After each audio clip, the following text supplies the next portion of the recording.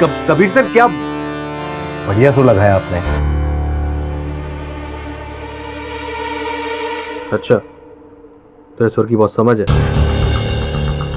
हाँ भाई गर्दन क्या हिला रहा है, चल जा पानी लेके आ, गला सूख गया मेरा। जी सर।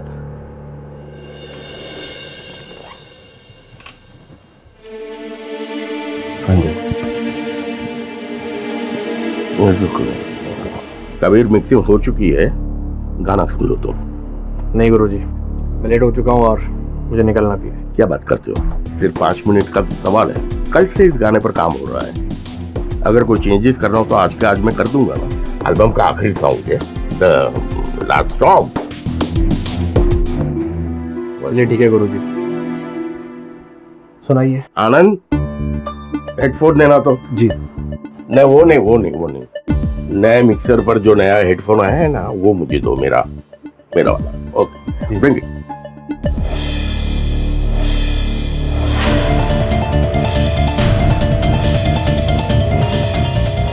तुम्हारे एल्बम का आखिरी song, just 5 minute, the last song. शुरू करें?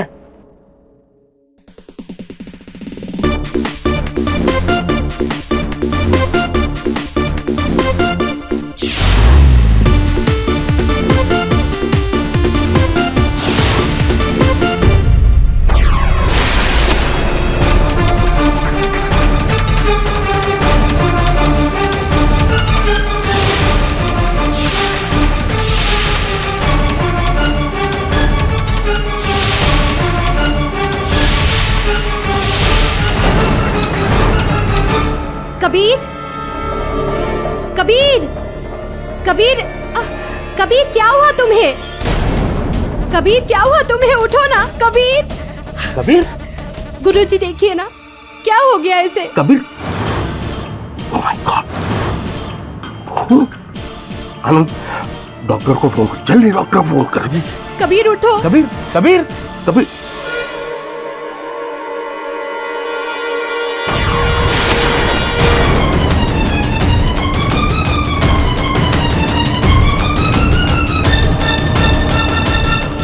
मशहूर सिंगर कबीर अली की मौत एक हादसा है या फिर हत्या? क्या आवाज से भी किसी इंसान की जान जा सकती है? हमारे जानकारी के अनुसार कबीर अली की मौत अपने स्टूडियो में कमबैक एल्बम का आखिरी गाना सुनते वक्त हुई। पुलिस ने संदेह के आधार पर स्टूडियो के मालिक और इस एल्बम के म्यूजिक डायरेक्टर शिशपाल शास्त्री को अरेस्ट किया है। क्या शिशपाल शास्त्री, जिसने कबीर को पहली बार ब्रेक दिया था, क्या उनके हत्या के जिम्मेदार है? क्या पुलिस ये साबित कर पाएगी कि आवाज की मदद से किसी इंसान की जान ली जा सकती है? विचित्र केस है, हत्या का शस्त्र ध्वनि। इंटरेस्टिंग। तो केडी साहब, हमारी राय के हिसाब से कबीर अली का मर्डर शिशपाल ने किया। और आपके इस राय के पीछे कारण जान सकता हूँ मेरा थोड़ा सा? कारण नंबर 1, जिस स्टूडियो में वो अपनी एल्बम का गाना सुन रहे थे, वो स्टूडियो शिशपाल का था।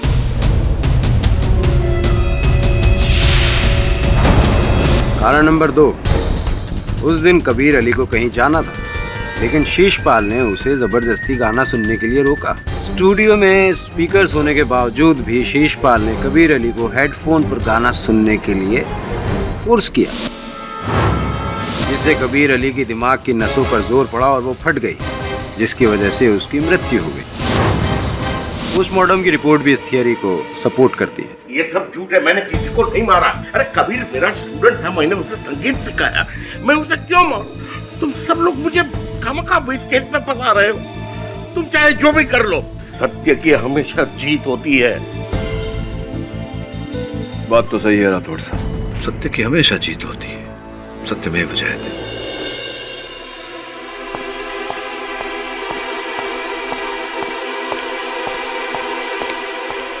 सर आपने म्यूजिक डायरेक्टर शिशपाल का केस ले लिया। आपको पता है ना सर, सारे सबूत उसके खिलाफ है। फिर क्यों सर? ना विचलित क्यों हो रहा है वरुण?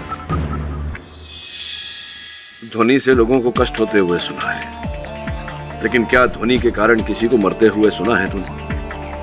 मैं मिला हूं शिशपाल जी से, उनकी बात सत्य है। अब इस सत्य को अदालत में साबित करना है बस। मैं कितनी बार कह चुका हूं कि मैंने कोई खून नहीं किया है। हर मुजरिम अदालत में अपने आप को सच्चा साबित करने के लिए यही कहता है कि मैंने खून नहीं किया। आप ये बताएं कि आपका और कबीर अली का संबंध कैसा था? कैसे संबंध से क्या मतलब है आपका? बड़े अच्छे संबंध थे। वो मेरा स्टूडेंट था। कमाल है, क्योंकि मीडिया और अखबारों में तो अक्सर आपके झगड़ों की खबरें छपती थी और अभी पिछली बार तो आपके झगड़े सुर्खियों में थे।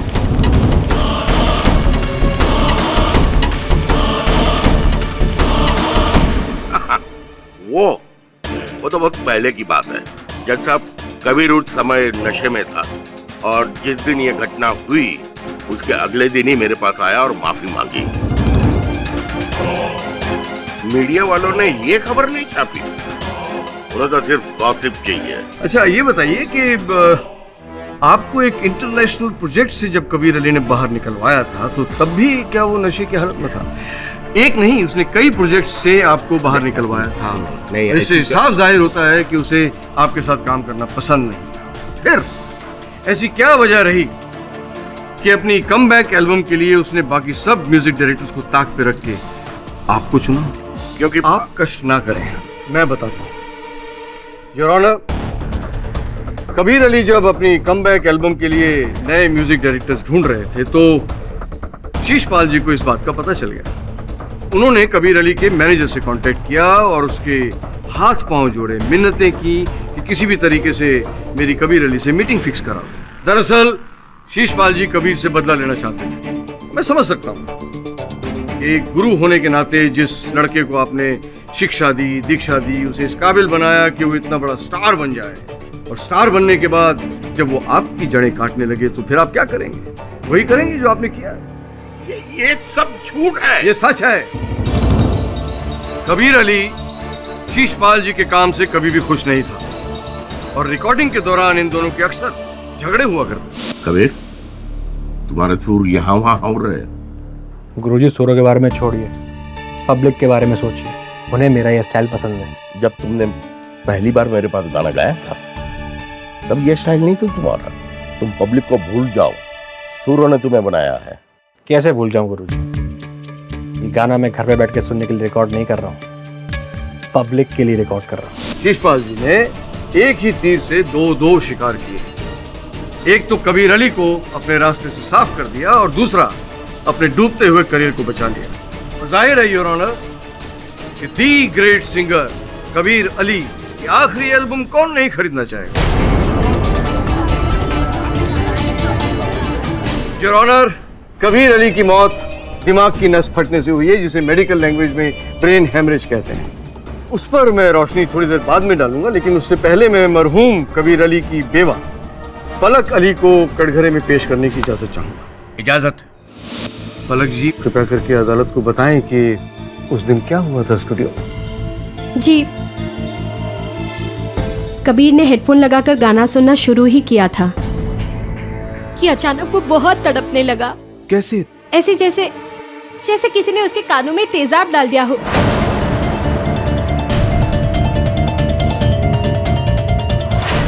इस सिलसिले में मैं इंस्पेक्टर राठौर को कटघरे में बुलाने की इजाजत चाहूंगा। इंस्पेक्टर राठौर, क्या आप बताएंगे कि शीशपाल जी पर आरोप लगाने की क्या वजह थी पुलिस के पास? सर, जैसे आप जानते हैं कि कबीर अली की मौत ब्रेन हेमरेज से हुई है, इसलिए पुलिस के पास ये सवाल था कि आखिर कबीर अली को ब्रेन हेमरेज हुआ क्यों।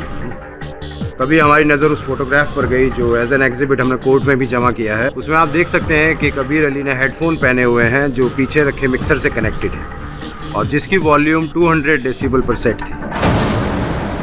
200 decibel, point to be noted milord. ध्वनि में बहुत शक्ति होती है। उड़ता हुआ प्लेन 120 डेसिबल की ध्वनि पैदा करता है योर ऑनर, और एक बड़ा पटाखा 150 डेसिबल की ध्वनि पैदा करता है, जिससे अक्सर इंसान परेशान हो जाता है। तो आप अंदाजा लगा सकते हैं योर ऑनर कि 200 डेसिबल की ध्वनि बिना किसी रोक टोक के सीधा कानों के अंदर जब जाएगी तो दिमाग की नसें नहीं फटेंगी तो क्या हो? प्रोसिक्यूटर साहब, एक प्रश्न उठ रहा है मेरे मन में, कृपया उत्तर दीजिए। कबीर साहब की मृत्यु के कुछ दिन पहले शिशपाल और कबीर साहब एक साथ काम कर रहे थे।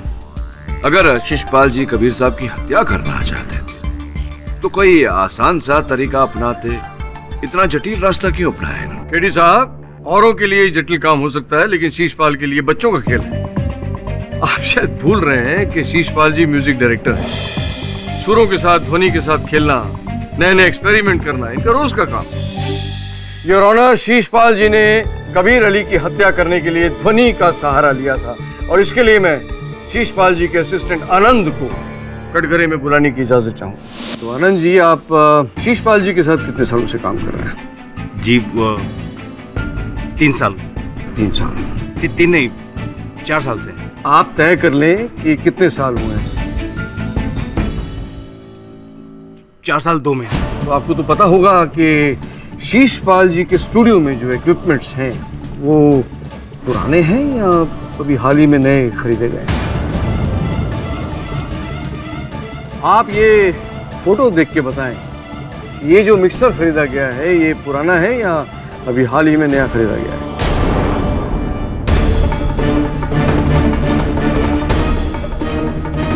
जी नया है। क्यों, पुराना मिक्सर खराब हो गया था जो नए खरीदने की जरूरत पड़ी?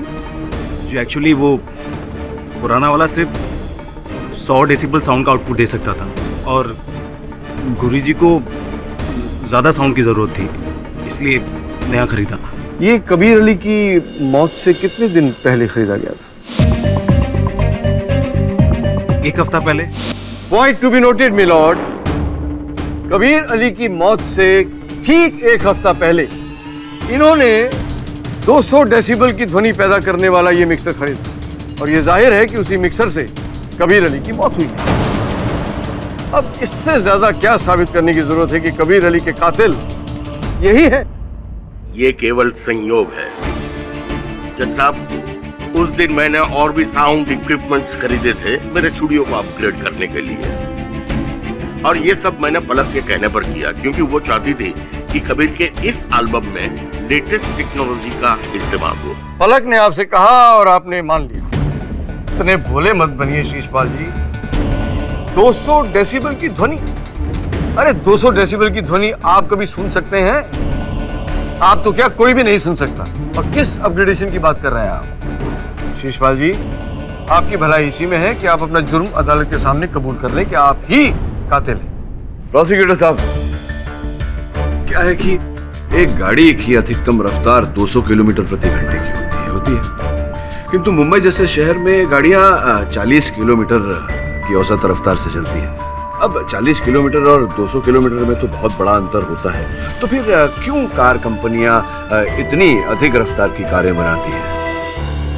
योर ऑनर, वास्तविकता में शिशपाल जी अपने स्टूडियो को आधुनिक तकनीक से लैस करना चाहते हैं, फिर उन्हें उसकी जरूरत पड़ती या ना पड़ती। जिस प्रकार से आजकल टीवी पर 1000 से भी अधिक चैनल्स आते हैं, फोन की मेमोरी 64 GB तक पहुंच गई। अब ये सुविधाएं हैं, इनका उपयोग करना न करना ये व्यक्ति विशेष पर निर्भर करता है। क्यों साहब, है ना? केडी साहब, आपकी तमाम दलीलें आपके मुवक्किल को बचाने में कोई मदद नहीं करेंगी। शीशपाल जी ने ही ये 200 डेसिबल का इक्विपमेंट खरीदा था कत्ल के तहत, और जब कबीर अली उस स्टूडियो में अपना आखिरी गाना सुन रहे थे उस वक्त इन्होंने उस मिक्सचर का वॉल्यूम धीरे धीरे चुपके से बढ़ा दिया। मैं वॉल्यूम कैसे बढ़ा सकता हूँ? जज साहब, जब कबीर ने गाना सुनना शुरू किया तब मैं वॉशरूम गया था। जब मैं वॉशरूम से वापस आया तो कबीर जमीन पर गिरा पड़ा था। योर ऑनर, मैं अदालत में साबित कर सकता हूँ कि मिक्सर का वॉल्यूम शीशपाल जी ने ही बढ़ाया था। कैसे? आनंद से पूछते हैं। आनंद साहब, मुझे आप ये बताइए कि आपके स्टूडियो में वो जो मिक्सर है उसका वॉल्यूम बढ़ाने के लिए इंसान का वहां मौजूद होना जरूरी है? जी नहीं सर, हम कंप्यूटर प्रोग्राम की मदद से वॉल्यूम के उतार चढ़ाव की टाइमिंग सेट कर सकते हैं। Point to be noted my lord, Sheeshpal ji ने उस कंप्यूटर में पहले से ही साउंड बढ़ाने की प्रोग्रामिंग सेट कर रखी थी। वकील साहब, अगर मैंने प्रोग्रामिंग पहले से ही सेट किया होता तो उसका रिकॉर्ड मेरे कंप्यूटर में होना चाहिए। आप चाहो तो मेरा कंप्यूटर चेक कर सकते हो। लेकिन शीशपाल जी, मुझे लगता है कि कोई फायदा नहीं होगा, क्योंकि वो प्रोग्रामिंग जो आपने सेट की थी वो तो आपने पहले ही नष्ट कर दी होगी। आपकी कंप्यूटर के बारे में जानकारी बहुत ही अधूरी है। आपको शायद पता नहीं होगा कि अगर आप कोई चीज डिलीट करते हो, कोई डेटा डिलीट करते हो, उसका रिकॉर्ड भी कंप्यूटर में होता है। तो फिर क्या जादू से ही वॉल्यूम खुद ब खुद बढ़ गया?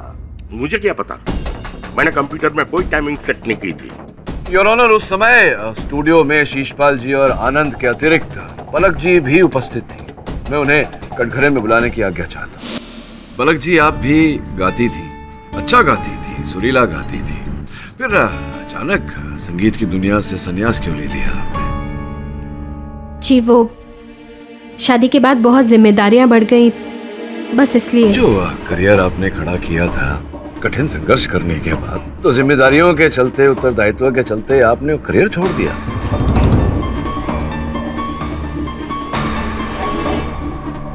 सर, दोनों में से किसी एक को तो करियर के साथ सैक्रिफाइस करना ही था ना। अच्छा, जो बात मैंने सुनी है, क्या वो सच है पलक जी की जबरदस्ती की थी आपके साथ कबीर साहब ने? वो चलते थे आपके नाम से, आपके टैलेंट से?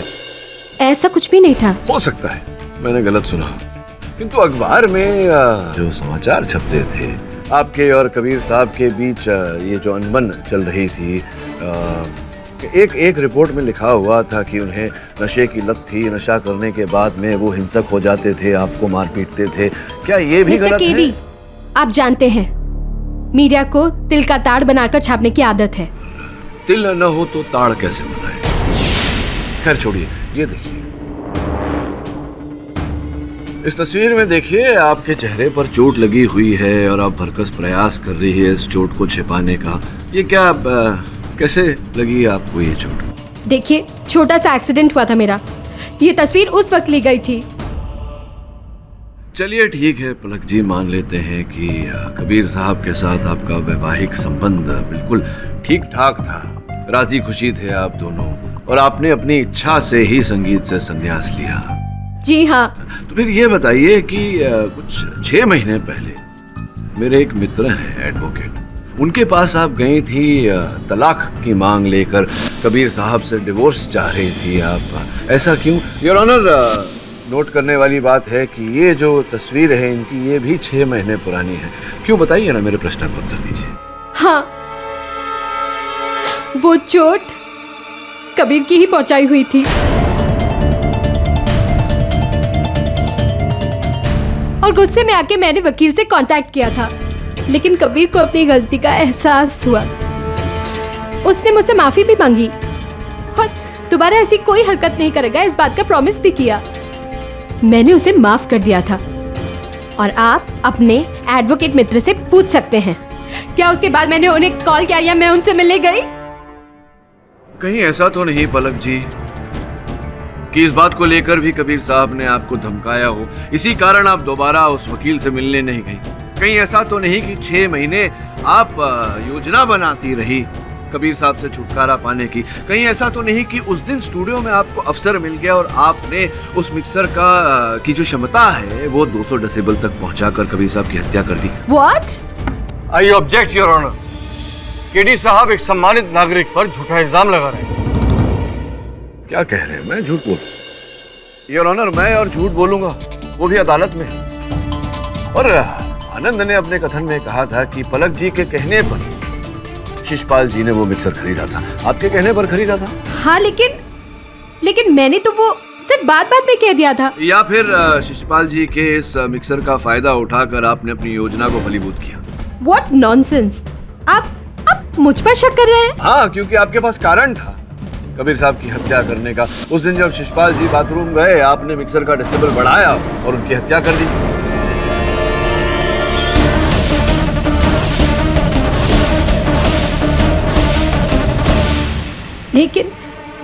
लेकिन मैं म्यूजिक उपकरण के बारे में कुछ जानती ही नहीं। उसका वॉल्यूम कैसे घटाया जाता है, कैसे बढ़ाया जाता है, मुझे नहीं पता। अद्भुत बात है, आप इतने वर्षों से प्लेबैक सिंगिंग कर रही हैं। ये जानकारी अगर आपके पास नहीं तो किसके पास होगी? देखिए मिस्टर कीदी, मैंने कबीर को इस इंडस्ट्री में वापस लाने के लिए अपना सब कुछ दांव पर लगा दिया। घर, यहाँ तक कि अपने गहने भी गिरवी रख दिए सिर्फ उसकी सफलता के लिए। मैं गुरुजी के पास गई ताकि सारे म्यूजिक उपकरण अपडेट किए जा सके। अगर मेरा इरादा कबीर का खून करने का होता तो मैं ये सब करती ही क्यों? बताइए आप, क्यों करती मैं ये सब?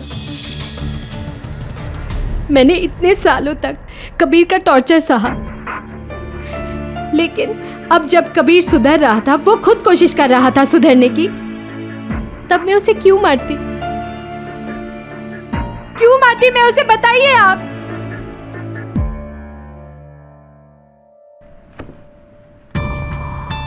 लगता है केडी साहब के पास इस बात का कोई जवाब नहीं है, इसलिए वो सिर्फ इल्जाम पे इल्जाम ही लगा रहे हैं। Your honour. केडी, आपको अपनी बात साबित करने के लिए अदालत के सामने पुख्ता सबूत पेश करने होंगे। यह अदालत कल तक के लिए मुलतवी की जाती है।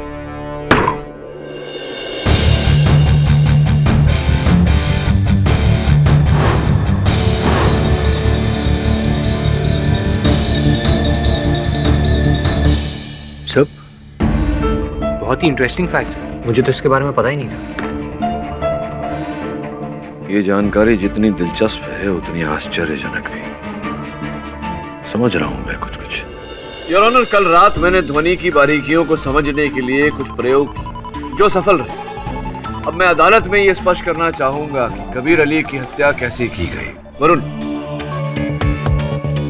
इस मिक्सर के जरिए मैं अदालत में 200 डेसिबल की ध्वनि उत्पन्न करूंगा योर ऑनर, जो प्रोसिक्यूटर महोदय के अनुसार जानलेवा है, प्राणघातक है।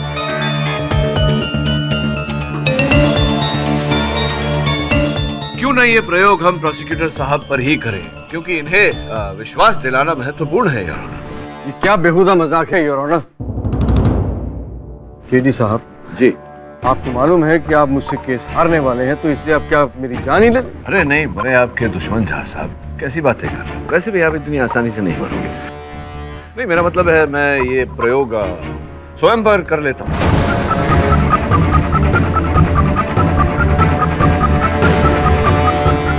ये जो मिक्सर है, ये यहाँ इसका कंट्रोल है, इसके द्वारा आप ध्वनि 200 डेसिबल तक बढ़ाते जाएं। चलिए अब अपने हाथों, कुर्सी ले आओ वरुण, अपने हाथों से मुझे ये हेडफोन पहना दीजिए। आइए पीछे से।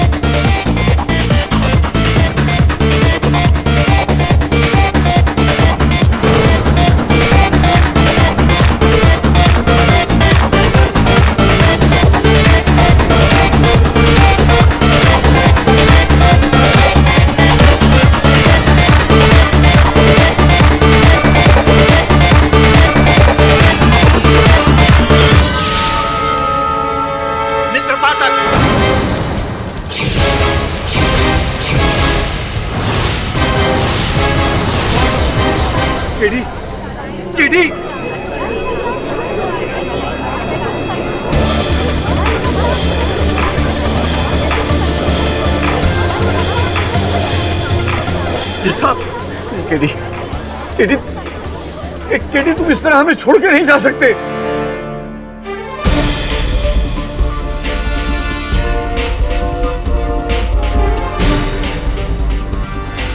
मैं गया नहीं हो जा सकता हूँ। अदालत में अपने भावनाओं को नियंत्रण में रखिए। ये क्या बेहुदा मजाक है जज साहब? केडी, आप ठीक तो हैं ना? जी योर ऑनर, मैं ठीक हूँ। क्षमा चाहता हूँ इस प्रदर्शन के लिए। योर ऑनर, जैसा कि अभी अभी मैंने अभियोग पक्ष महोदय की सहायता से स्वयं पर 200 डेसिबल की ध्वनि का प्रयोग किया, ये प्रमाणित करने के लिए योर ऑनर की ध्वनि से कभी किसी की हत्या नहीं की जा सकती।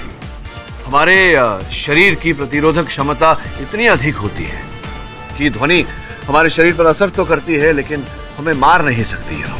योर ऑनर, हमारे कान में 3 हड्डियां होती हैं, जिन्हें अंग्रेजी में मैलियस, इंकस और स्टेपस कहते हैं। तेज ध्वनि सुनते ही ये हड्डियां सिकुड़ जाती हैं और उस तेज ध्वनि को हमारे मस्तिष्क तक नहीं पहुंचने देती। इसलिए योर ऑनर, मैंने ये प्रदर्शन अदालत में किया। योर ऑनर, मेरी दरख्वास्त है कि बहस को आगे बढ़ाने से पहले किसी एक्सपर्ट की राय ले ली जाए। Absolutely your. इजाजत। डॉक्टर साहब, केडी ने जो साइंटिफिक एविडेंसेस अदालत के सामने पेश किए हैं, उनके बारे में आपका क्या विचार है? KD is absolutely right. आपका कहने का मतलब है कि कबीर की मौत ध्वनि से नहीं हुई? नहीं, साउंड ही इनकी मौत की वजह है।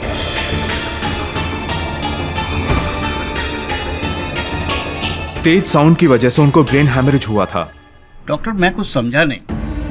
एक तरफ आप कह रहे हैं कि तेज ध्वनि की वजह से मौत नहीं हो सकती, दूसरी तरफ आप ही कह रहे हैं कि तेज ध्वनि की वजह से कबीर अली की मौत हुई। आखिर सच क्या है? सच ये है कि कबीर के शरीर की प्रतिरोधक क्षमता ने काम नहीं किया।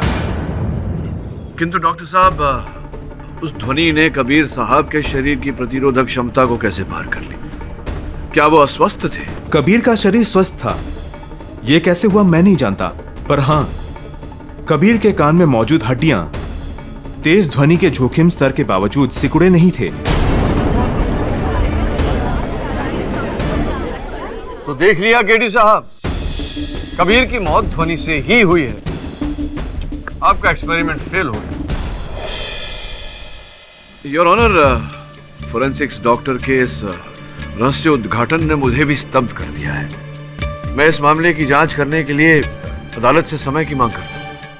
ठीक है केडी, मैं तुम्हें 1 दिन की मोहलत देता हूं। यह अदालत तब तक के लिए मुलतवी की जाती है।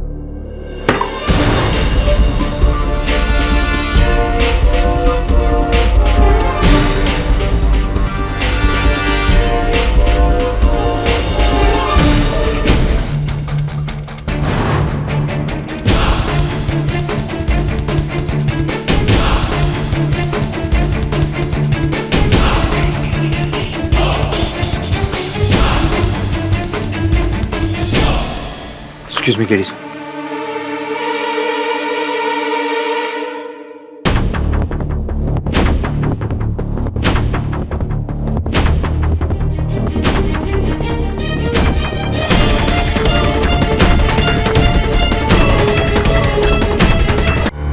योर ऑनर, कबीर अली साहब बिल्कुल स्वस्थ थे। उसके बाद भी उनके शरीर की प्रतिरोधक क्षमता ने काम क्यों नहीं किया? इस प्रश्न का उत्तर पाने के लिए मैं शिशपाल जी के सहायक आनंद को कटघरे में बुलाने की अनुमति चाहता हूं। आनंद, आप गायकों का और संगीतकारों का स्टूडियो से आने जाने का प्रबंध किया करते हैं, तो क्या कभी आपने कबीर साहब के कहीं जाने का प्रबंध किया था? हाँ, एक बार मैं उन्हें रिकॉर्डिंग के दौरान डॉक्टर के पास ले गया था, पलक जी के कहने पर। तो पलक जी, कबीर साहब का स्वास्थ्य उस दिन बिगड़ गया। कौन से वैद्य के पास भेजा था आपने उन्हें? जी, कबीर ENT स्पेशलिस्ट के पास गए थे। Ear, nose and throat. तो क्या उन्हें संभवतः ईयर में, कानों में कोई दिक्कत आ रही थी? तो ये जिस डॉक्टर के पास आपने भेजा था उन्हें, वो व्यक्ति कौन है, जरा अदालत को बताएंगे? जब मेरा खुद का भाई ENT स्पेशलिस्ट है, तो मैं कबीर को किसी और के पास क्यों भेजूंगी? हाँ, ये बात तो है। जब घर ही में काम हो जाए तो किसी को बाहर क्यों भेजना? सुना है कि आपके भाई साहब जो थे, उनकी बनती नहीं थी कबीर साहब के साथ, और वो ये जो विवाह आपका हुआ कबीर साहब के साथ, उसके भी विरुद्ध थे, और इस विषय पर कबीर साहब के साथ वाद विवाद भी हुआ था। सच है ये बात? विवाह किया था आपकी बहन ने कबीर साहब के साथ। क्या आपने इस विवाह को अपना समर्थन दिया था? खुश थे आप इस बात से? नहीं, मेरी बहन ही मेरा परिवार है, और कबीर दूर दूर तक उसके लायक नहीं था। मैंने पलक को बहुत समझाया, लेकिन उसने मेरी एक ना सुनी और कबीर से शादी कर ली। लेकिन शादी के बाद ही कबीर ने अपना असली रंग दिखाना शुरू कर दिया। मैं तुम्हें कितनी बार समझाया कि कबीर को डाइवोर्स दे दो, वो तुम्हारे लायक नहीं है, और ना ही कभी वो। तुम मेरे घर पे क्या कर रहे हो? मैं यहाँ अपनी बहन से मिलने आया हूँ। ये तुम्हारी बहन नहीं, मेरी पत्नी है। Get out. कबीर, ये क्या बदतमीजी है? तमीज से बात करो भैया से। कल की मार हजम हो गई शायद। और पिटना है? औरत पे हाथ उठाता है भैया।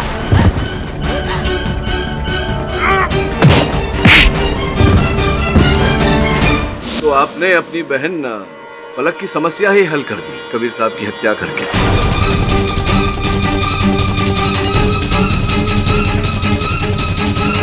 ऑब्जेक्शन योर ऑनर, केडी साहब एक सम्मानित डॉक्टर का अपमान कर रहे हैं। योर ऑनर, प्रोसिक्यूटर महोदय के लिए तो मेरे मुवक्किल शिशपाल जी के अतिरिक्त यहाँ उपस्थित हर व्यक्ति सम्मानित है। आप कृपया इन्हें आदेश दें कि मुझे बीच में न टोकें। Permission granted. Your honour, Kabir साहब की जेब से कान में डालने वाली दवा ईयर नेक्टर की ये शीशी मिली। इसे हमने लेबोरेटरी में जांच के लिए भेजा। जो रिपोर्ट वहां से हमने पाई उसके अनुसार इसमें कानों में डालने वाली दवा नहीं थी योर ऑनर, बेंजोपेन था। इससे कान की छोटी हड्डियां नकारा हो जाती है। एक मिनट, इसे कृपया विस्तार से समझाने का कष्ट करेंगे। डॉक्टर साहब, बेंजोपेन नामक ये रसायन मनुष्य के कानों पर क्या असर करता है, ये कृपया अदालत को बताएं। ये रसायन कानों को सुन कर सकता है, पर इससे सुनने की शक्ति पर कोई असर नहीं पड़ता। और हाँ, इस रसायन की वजह से कान के कुछ हिस्से नकारा हो सकते हैं। कुछ हिस्से नकारा हो जाते हैं से अर्थ है आपका जैसे कि कान की रक्षा करने वाली वो छोटी छोटी हड्डियां। इस केमिकल की वजह से तेज साउंड आने पर भी ये बोन्स दिमाग की रक्षा नहीं कर सकती, और रक्षा के अभाव में तेज ध्वनि मनुष्य के मस्तिष्क को आघात पहुंचा सकती है। ऑर्डर। डॉक्टर साहब, अगर ये बात सही है तो फिर पोस्टमार्टम रिपोर्ट में आप ये क्यों नहीं पकड़ पाए? योर ऑनर, प्रोसिक्यूटर साहब के इस प्रश्न का उत्तर मैं देना चाहूंगा। वास्तविकता में बेंजोपेन शरीर के अलग तत्वों से बड़ी सरलता से घुल मिल जाता है, जिसके कारण फोरेंसिक के डॉक्टर उसे पकड़ नहीं पाए। ठीक कह रहा हूं? KD is absolutely right. Your honour, Kabir साहब की मृत्यु का कारण कान की दवा की ये बोतल है। कबीर साहब को मारने का, उनकी हत्या करने का ये षड्यंत्र दो लोगों ने रचा था। पलक, जो कबीर साहब से तंग आ चुकी थी, छुटकारा पाना चाहती थी, और पलक की सहायता की उनके भाई साहब डॉक्टर समीर अस्थाना ने कान की दवा की इस बोतल में बेंजोपेन मिलाकर, जिसके कारण कबीर साहब की कान की हड्डियां नकारा हो गई, उनकी रक्षात्मक क्षमता खत्म। इस षड्यंत्र के दूसरे चरण को अंजाम दिया पलक ने रिकॉर्डिंग के आखिरी दिन पर मिक्सर का वॉल्यूम 200 डेसिबल तक बढ़ाकर।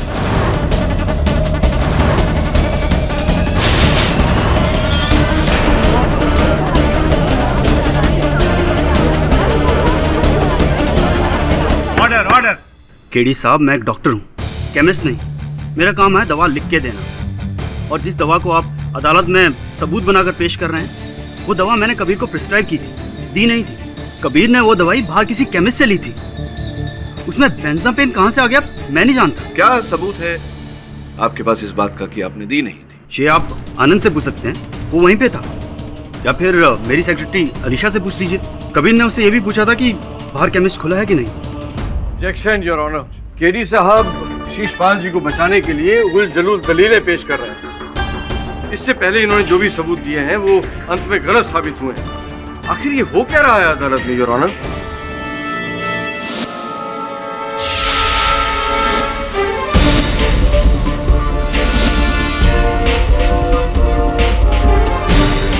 क्या बात है केडी साहब, आप क्यों मुस्कुरा रहे हैं? अपनी मूर्खता पे मुस्कुरा रहा था।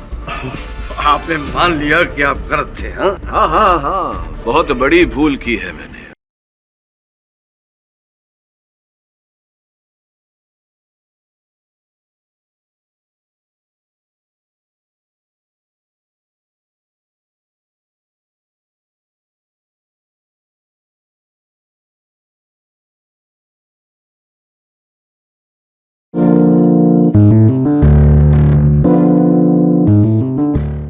क्या बात है केडी साहब, आप क्यों मुस्कुरा रहे हैं? अपनी मूर्खता पे मुस्कुरा रहा था। आपने मान लिया कि आप गलत थे?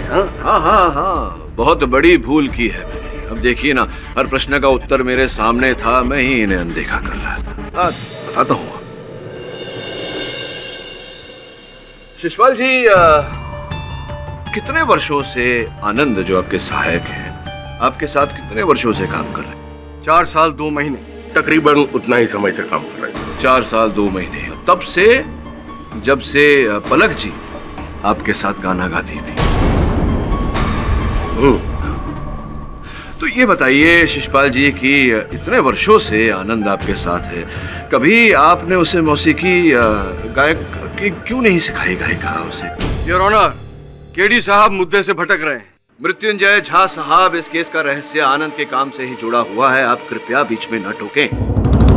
बताइए शिशपाल जी, क्यों नहीं सिखाई आपने गायकी आनंद? उसे कभी दिलचस्पी ही नहीं दिखाई, और वो जिस तरह से बोलता है वो तो गाएगा कैसे?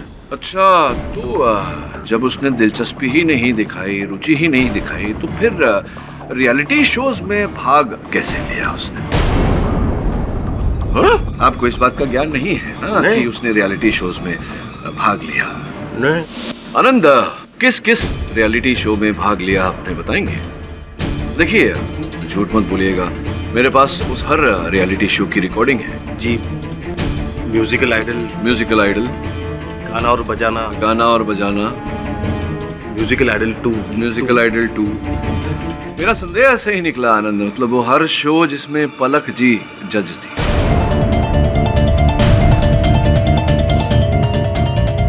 दुनिया को धोखा दे सकते हो लेकिन मेरी आंखों को नहीं। मैंने देखा कि जब जब तुम पलक जी को देखते हो तुम्हारे अंदर एक उत्तेजना सी भर जाती है। योर ऑनर, मैंने पलक अली जी के हर शो की रिकॉर्डिंग देखी और अनेक स्थान पर मुझे आनंद दिखाई दी।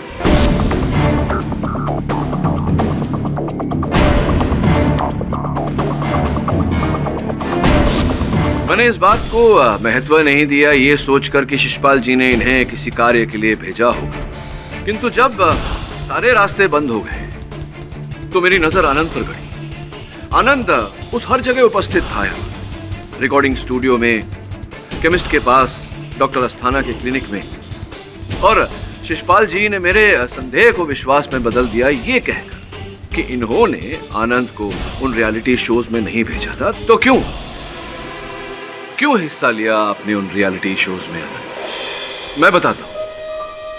उन रियलिटी शोज में हिस्सा लेना, शिशपाल जी का सहायक बनना, इन सारे कार्यों के पीछे एक ही कारण था, पलक अली। और इसी कारण से तुमने कबीर अली की हत्या भी की है। योर ऑनर, किसी का प्रशंसक होना कोई बुरी बात नहीं, किंतु जब यह प्रशंसा, यह सम्मान सनक बन जाए तो तकलीफ हो जाती है, घातक बन जाती है। और ऐसा ही इस केस में हुआ। क्या मैं सही कह रहा हूं या मैं सही कह रहा हूं? देखिए, मैं पलक का प्रशंसक नहीं हूं, मैं पलक से प्यार करता हूं।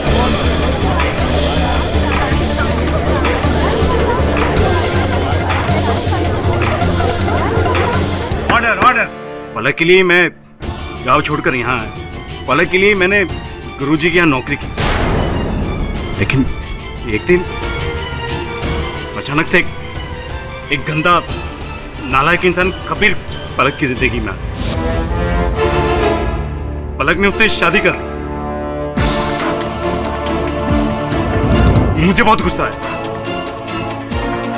फिर मैंने सोचा कि अगर पलक की खुशी से मैं तो यही सही। मैं गुरुजी के यहाँ नौकरी करता रहा। पलक वहां बीच बीच में आती थी। इस बहाने पलक को देखने का मौका मिल जाता। कबीर बहुत ही गंदा इंसान। उसने गुरुजी से झगड़ा कर लिया। चली हो गया। अब खड़ा खड़ा मेरी शक्ल क्या देख रहा है? चल जा, कुछ चखना बना लेके आ, जा।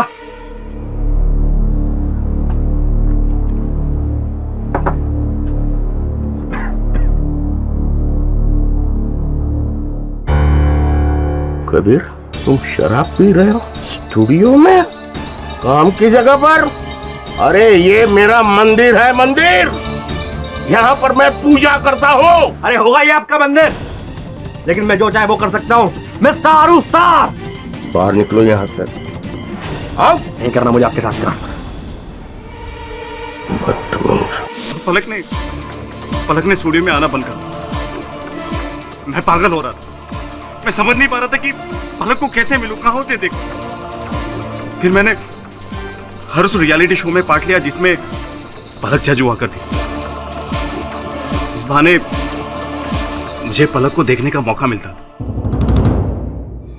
लेकिन कबीर ने उसका म्यूजिकल करियर भी चौपट कर दिया। एक दिन पलक स्टूडियो में आई।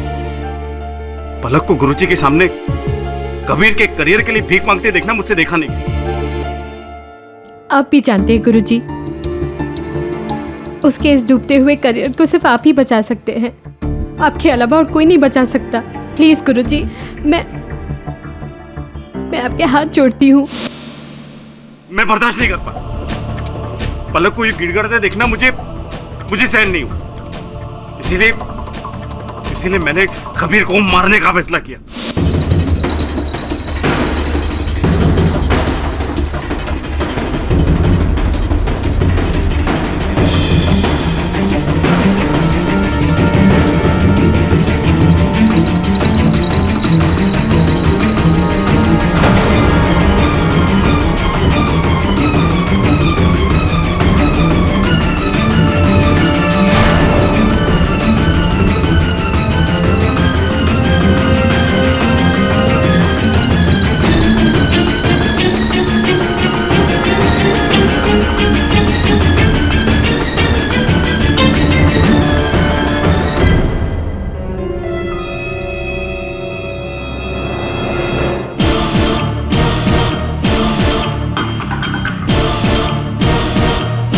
चल जा, पानी ले गया।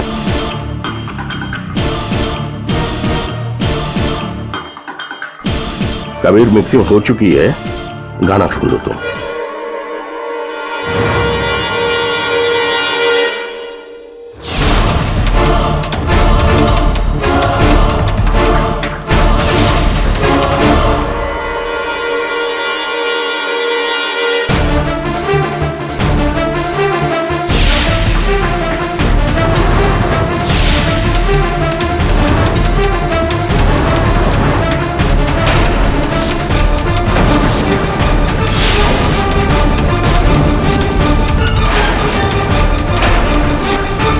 मेरे दिमाग में आया कि मैं 200 डेसिबल की क्षमता वाला म्यूजिक कंसोल और बेंजोपिन रसायन की मदद से कबीर की हत्या कर सकता हूं। ऐसा मैंने एक इंग्लिश पिक्चर में देखा। डिफेंस प्रेस चलो। आनंद ने अपना गुनाह खुद कबूल किया है। कबीर अली की हत्या करके इन्होंने एक नहीं बल्कि 2 जिंदगियों को खराब किया है। लिहाजा ये अदालत आनंद माथुर को मृत्यु दंड की सजा सुनाती है।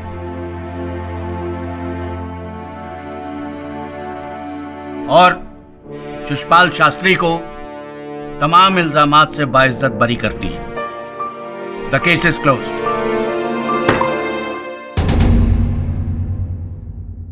झा साहब, सुना था कि आपको कहीं जाना था, जिसलिए आपका ज्यादा समय नहीं लिया।